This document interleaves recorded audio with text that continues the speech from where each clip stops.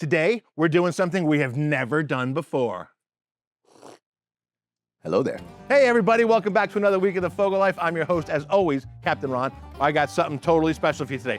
I've got the two-time, not one, but two-time grand champion of the Visit Lauderdale Food and Wine Festival Bar Wars. I got one of these. Oh, I happen to have my belt here with me too. Yeah, man, I carry it with me everywhere I go. Man, hottest bartender in all of Broward and Dade County right here, man. So he brought us a special recipe, so Let's do it. In today's video, we're gonna season and grill some chicken thighs and drums. Drop them in a Dutch oven with some mushrooms, onion, flour, chicken stock, Dijon mustard, and heavy cream. We're gonna serve it all up over a bed of rice and wash it down with one of these delicious smoked cocktails and mocktails we have in store for you. Sound good?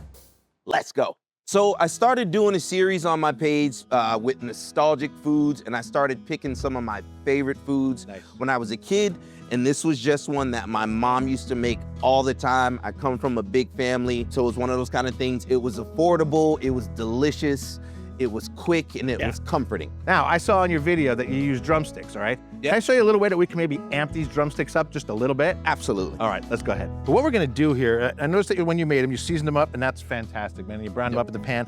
What I like to do is I like to butterfly them open, right down to the bone, go the whole length of it. All we do is just kind of peel it open like this, and you cut down alongside the bone at the top here a little bit. What we do then is we kind of open it up and butterfly it like this. Now what you're doing here is you're opening it up to have twice as much seasoning, so now we got a bigger area where you're seasoning. One of the things I like to do, and I think that you do as well, is when you're seasoning it, I like to pull back the skin on the thigh, and I like to put some seasoning right underneath this. So I'm gonna pull these back first, so we're exposing the meat. This way the seasoning can get down into the meat as well. So maximum flavor for your mouth hole. That's right, that's what we're looking for.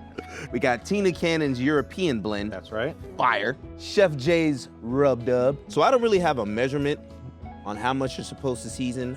I always say season until the elders tell you to stop, and I really can't hear that much. And remember too, we're using 2 seasonings, you're doing a double coat, so you don't necessarily have to go so heavy with one or the other. The name of the game is to balance flavor. So if you like one seasoning more than you like the other, season heavy with that one. Layers of flavor. I could bite it just like this. Oh, no. Yeah, we should probably cook them first, right? Well, if we're gonna cook them, I think that what we need to do now is get some charcoal lit. What do you think? I think we should do it. We want a nice, smooth, and sweet flavor, so we're gonna use our eucalyptus charcoal today. These bags come with large chunks, which makes them ideal for smoking or grilling. Eucalyptus charcoal is flavored by Brazilian Rodizio steakhouses because it lights fast, burns incredibly hot, and imparts that delicious steakhouse flavor. All right, now, before we light this, I wanna show you a couple cool things. We have this thing in here called a kick ash basket. So what I did is I took it out, held it over my grass, and just shake it real hard. It gets all the old ash and everything like out of there, and all the old bad charcoal. And then we're gonna use this. This is called the Blazaball. I'm explaining this to Miles because he's never seen this stuff before. This is called the Blazaball. Maybe you haven't either. It's a little cage, and what we do is we put our 2 Fogo fire starters in here, which are all natural, by the way. You just turn it, and it stays closed. So now what you have is a little cage. What I like to do is put it in the bottom of the grill, like this. I light it like that and then pour the charcoal on top. This way the air coming in the bottom gets right to the Blazaball and makes for a super clean and efficient burning fire. I'm gonna go ahead and throw the chicken on the grill. Now for this first part, we just wanna get some color on them, okay? We don't wanna cook them all the way through, so we're just looking to build a little color, maybe crisp up that skin a little bit, get some color on that skin. We're gonna cook this in the Dutch oven. Now, you may notice that we cook those direct. Well, if you wanna switch it over, I already have the grate down there. All you need to do is put your convector in there, right on top of it. It can sit right on top of the other grate. Perfect, right? Now we're gonna go indirect for the rest of our cook. So I think we're ready for the next stop. We're doing this a little different, so we're gonna hit it in the Dutch pot, right? So the reason that we grilled it first, we wanted to put that color on the outside, so instead of searing it in the pan, we just seared it on the grill. Then we're gonna stick them back down in here, and it's still gonna get a lot of the same flavors. The other thing you could do too is if you wanted to, put a grate across the top here, put your mushrooms and your onions down in here, put your grate across the top, and put the raw chicken on a rack over here, and smoke it for the first half hour, 45 minutes. So this is gonna be about 1.5 cups of onions, and then we're gonna do about 1.5 cups. We're gonna put a little bit of oil in here. It's gonna help our seasoning stick to our veg. So we're gonna take a little flour, sprinkle it right over the top. We're gonna be using Tina Cannon's blend. Normally salt and pepper, but she has so many amazing things going on in this blend. It's heavy on the fennel. Fennel goes really, really, really, really good with cognac. They just a match made in heaven. So we're gonna sprinkle this right over the top. Now we're gonna kind of stir this up a little bit. We wanna get a nice even coat between the seasoning and the flour. Once we stir this up, plop about a half a stick of butter in there. Dijon mustard is gonna make this sauce come alive. It's gonna make it vibrant. It's gonna add just some depth of flavor to it. Let's put the chicken in there. Let's tuck them in the bed. You're gonna wanna put about a cup of cognac. Your cognac of choice. You're not trying to break the bank. You don't need a fancy cognac. You can use whatever you got lying around. We had some Hennessy, so that's what we're rocking with. 2 cups chicken stock, about 1 cup of heavy cream. 2 bay leaves. We want to put a little bunch of thyme. I don't know if we have the time for that, Miles. We got time for thyme. We are excited here. We're ready to go on. We're at 350 degrees here. So I'm gonna take this. You ready to go, Miles? You ready? I'm excited. Oh boy. So we're just gonna pop that on here. Now, how long is this gonna cook for at 350? Probably about 30 to 45 minutes. All right, good, good, good. I cannot wait. Now, remember at the beginning when I said we were gonna do something that we've never done before? This is it. Miles here is gonna make some smoked cocktails and mocktails, right? Correct. So we're doing a double smoked cognac old fashioned. Woo! So I think the cherry chips go along with that. They're gonna be amazing with Awesome. that. So now what is this? Hello? Hello? It's a phone from the 80s. It's a smoker, man. It makes my life easy when it comes to smoking cocktails. So I want to tell you something. I got a surprise for you, okay? I got the large going yesterday, and I put some smoke in there, all right? I actually put some cherry chunks in there. Nice. What I did is I filled it with water, and I smoked the water. Then last night, I poured it into ice cube trays. We've got smoked ice, baby. With that, I'm going to leave you to your job. Captain Ron, out. All right, so what we're gonna do is we're gonna add a little bit of these cherry wood chips to here, right? Now we wanna smoke our glass. We're gonna cut this on, give this a good light, right? We got our smoke going. Should be about enough smoke for our glass, right? And cut it off. Now we're literally just gonna let this smoke in the glass while we build the cocktail. So we're gonna start with 2 dashes of Ango. Now this isn't just any kind of Ango, it's their 100th year anniversary Ango, so it's got a little bit more spice to it. It's got some elements of nutmeg in there that are really gonna stand out with the cognac in the cocktail. So we're gonna add about 3 dashes. Then we're gonna use a bar spoon of our whiskey oak smoking syrup. So we're only gonna do a bar spoon. We don't wanna make this too sweet.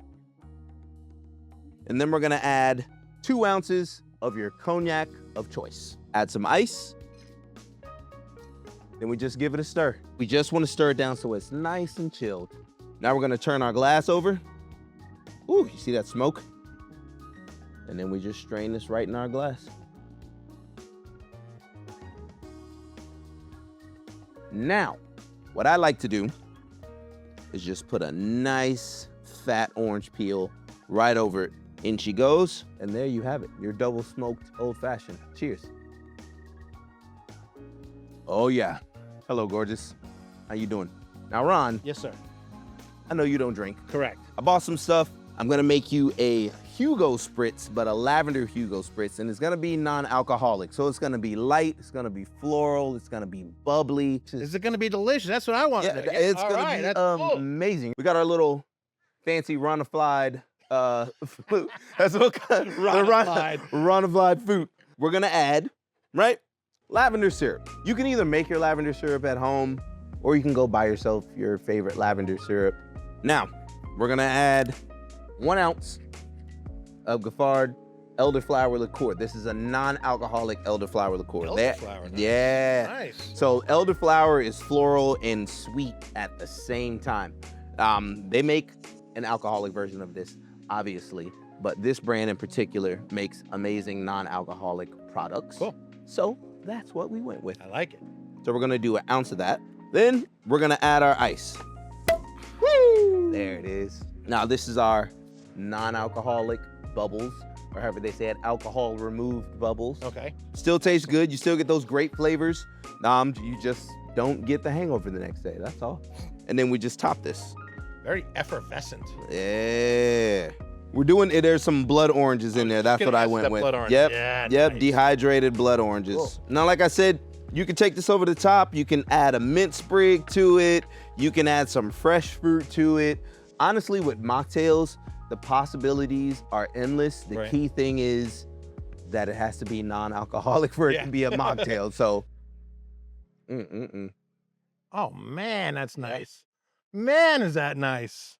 Well, all right, Miles. So we got our chicken prep. We got our cocktails made and our mocktails made. Thank you very much. Now, the real moment of truth.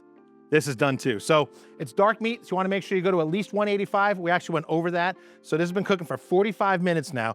And let me tell you something, folks. Wait till you see it. The grand reveal. Oh, look at that.